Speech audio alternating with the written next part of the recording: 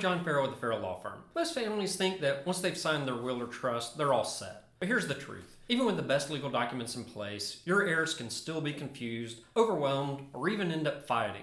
Not because of greed, but because they don't understand what you left behind. Over the years, I've helped thousands of families navigate the estate planning process. Not just creating legally sound plans, but making sure those plans actually work when it matters most. And I can tell you, the biggest failures I see aren't legal, they're communication breakdowns. That's why today, we're going to talk about how to make sure your loved ones understand your estate plan before they ever need it. And if you want to follow along or go deeper, I've put together a free complete guide to estate planning. It walks you through the conversations, decisions, and documents every family should understand. You can download it using the link in the description. Let me ask you a hard but important question. If something happened to you tomorrow, would your loved ones understand what you left behind? Or would they be left behind, confused, overwhelmed, and possibly even fighting? I've worked with families for years, and I'll tell you, having an estate plan is one thing, making sure your heirs actually understand it, that's a whole different ballgame. In today's video, we're going to break down why your heirs might not understand your estate plan, what that confusion can cost your family, and the simple steps you can take to make sure your legacy is crystal clear. Stay with me, this one could save your family a lot of heartache. Let me tell you about a client, and we'll just call her Susan. She had a beautiful, well-drafted estate plan. Trusts, powers of attorney, healthcare directives, the works. She did everything right on paper. But when Susan passed, her adult kids had no idea what any of it meant. They couldn't find her documents. They didn't understand the trust language. They thought the trust replaced the will, or that the will overrode the trust. And they started second-guessing everything. The result was delays, stress, and yes, arguments. Not because Susan didn't care, because she didn't prepare them to understand what she left behind. Let's not let that be your story.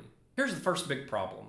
Most estate plans are written for lawyers, not loved ones. Legal language, technical clauses, complex rules about trust, tax, distributions. Even very smart, successful people struggle to make sense of it all, especially while grieving. So what happens?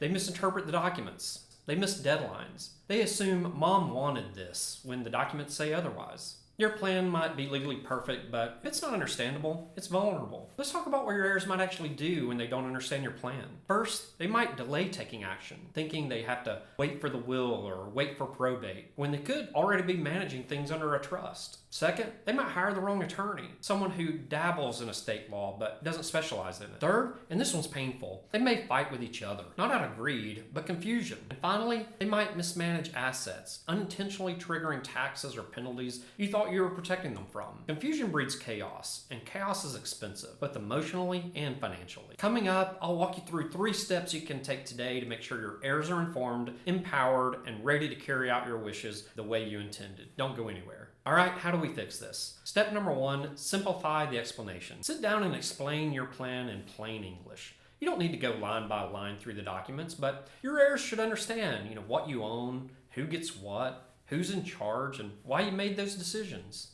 Think of it like writing a letter to your family explaining your thinking. Many of my clients create a simple family memo that sits alongside their official documents. It's not legal, it's understandable, and it's powerful. Step 2, introduce the key people. If you've named a trustee, executor, or power of attorney, your heirs should know who that is and ideally have met them.